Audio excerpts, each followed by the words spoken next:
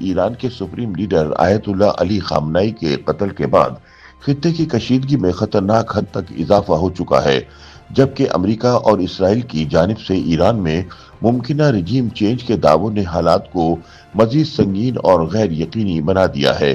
اس صورتحال میں سب سے بڑا سوال یہ ہے کہ کیا ایران اپنی برسوں میں بنائی گئی حزب اللہ، عراقی ملیشیاؤں اور یمن کی حوثی تحریک جیسی پراکسی قوتوں کے ذریعے خود کو محفوظ رکھ سکتا ہے، یا پھر یہ گروہ خطے میں ایک ایسی جنگ کو جنم دے سکتے ہیں جس کے اثرات نہ صرف مشرق وسطی بلکہ عالمی معیشت تک کو ہلا کر رکھ دیں گے۔ ماہرین کے مطابق ایران کی یہی مزاحمت حکمت عملی اب خطے میں طاقت کے توازن اور مستقبل کی جنگ و امن کا رخ متعین کرنے میں اہم کردار ادا کر سکتی ہے۔ عرب نیوز میں شائع ہونے والی ایک تجزیاتی رپورٹ کے مطابق مشرق وسطی میں جاری حالیہ بحران کے دوران ایران نے براہ راست بڑی جنگ میں کودنے کی بجائے اپنی علاقائی پراکسی قوتوں کو متحرک کیا ہے۔ ماہرین اسے ایران کی طویل عرصے سے بنائی گئی حکمت عملی کا حصہ قرار دیتے ہیں، جس میں وہ براہ راست تصادم سے بچتے ہوئے اپنے اتحادی گروہوں کے ذریعے دباؤ بڑھانے کا خواہاں ہے۔ تجزیہ کاروں کے مطابق امریکہ اور اسرائیل کے حملوں کے بعد ایران کی جانب سے سامنے آنے والا رد عمل اچانک نہیں تھا، بلکہ اس کی پہلے سے منصوبہ بندی کی گئی تھی۔ ان کے بقول ایران طویل عرصے سے ایسے کسی ممکنہ منظرنامے کے لیے تیاری کر رہا تھا، اور اب مختلف گروہ اسی بڑے اسٹریٹجک منصوبے کے تحت اپنا کردار ادا کر رہے ہیں، جنہوں نے نہ صرف اسرائیل اور امریکہ بلکہ ان کے اتحادی ممالک کے بھی چھکے چھڑا دیے ہیں۔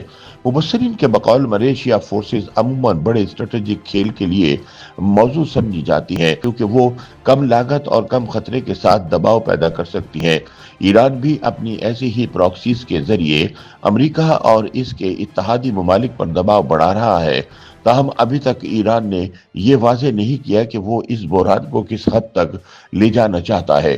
دفاعی تجزیہ کاروں کے مطابق ایران کے سب سے اہم اتحادی گروہ حزب اللہ نے 2 مارچ کو اسرائیل کے شمالی علاقوں پر میزائل اور ڈرون حملے کیے، جنہیں 2024 کی جنگ بندی کے بعد سب سے بڑی کارروائی قرار دیا جا رہا ہے۔ اس کے جواب میں اسرائیل نے چند ہی گھنٹوں میں لبنان کے دارالحکومت بیروت میں حزب اللہ کے مبینہ مراکز کو نشانہ بنایا۔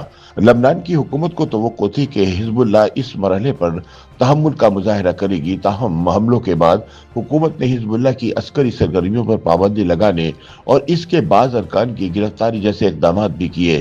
تجزیہ کاروں کے مطابق حزب اللہ کے حملوں نے دراصل اسرائیل کو ایک نیا محاذ کھولنے کا موقع فراہم کیا۔ ان کے بقول اسرائیل پہلے ہی لبنان میں حزب اللہ کو غیر مسلح کرنے کے عمل کی سست رفتاری سے مایوس تھا، اور اسے صرف ایک بہانے کی ضرورت تھی۔ موقع میسر آتے ہی اسرائیل نے ایران کے ساتھ لبنان میں بھی بمباری شروع کر دی۔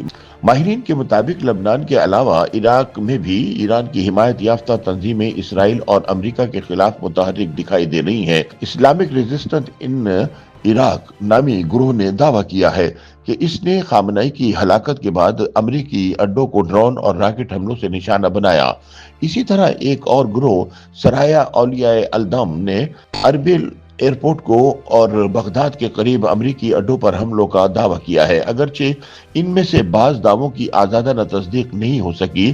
1 سے 3 مارچ کے درمیان ان گروہوں کی جانب سے روزانہ درجنوں حملوں کا ذکر کیا گیا، تاہم زیادہ تر کارروائیوں سے بڑے جانی نقصان کی اطلاعات سامنے نہیں آئیں۔ دوسری جانب یمن کے حوثی تحریک نے ایران اسرائیل امریکی تنازع میں محتاط رد عمل دیا، حالانکہ اس گروہ نے گزشتہ برسوں میں بحیرہ احمر میں جہازوں اور فوجی اہداف پر حملے کیے تھے، جس کے جواب میں امریکہ اور برطانیہ نے حوثیوں کے ٹھکانوں پر شدید بمباری کی تھی۔ ماہرین کے مطابق حوثی گروہ نسبتاً زیادہ خود مختار ہے، اور وہ اپنے طویل مدتی مفادات کو مد نظر رکھتے ہوئے براہ راست علاقائی طاقتوں سے تصادم سے گریز کر سکتا ہے۔ اس لیے حالیہ کشیدگی کے دوران حوثیوں کی جانب سے محتاط رد عمل سامنے آ رہا ہے۔ دفاعی تجزیہ کار ایران کی موجودہ حکمت عملی کو اسٹریٹجک صبر قرار دیتے ہیں، تاہم بعض ناقدین کا خیال ہے کہ اس سے ایران ایک ایسے کاغذی شیر کا تاثر بھی دے سکتا ہے جو براہ راست تصادم سے گریز کرتے ہوئے صرف پراکسیز کے ذریعے رد عمل دیتا ہے۔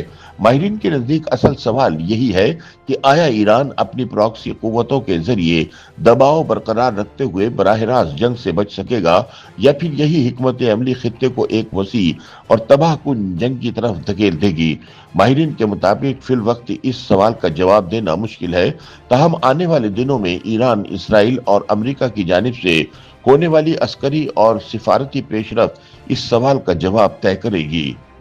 YouTube पर गूगली न्यूज देखने के लिए youtube.com की सर्च बार में गूगली न्यूज टीवी टाइप करें। गूगली न्यूज के पेज पर सुर्ख रंग के सब्सक्रिप्शन वाले बटन पर क्लिक करना ना भूलिए। YouTube पेज पर अपलोड होने वाली वीडियोस से बाखबर रहने के लिए बेल आइकन पर क्लिक कीजिए। आपको हर नई वीडियो के बारे में नोटिफिकेशन मौसूल हो जाएगा।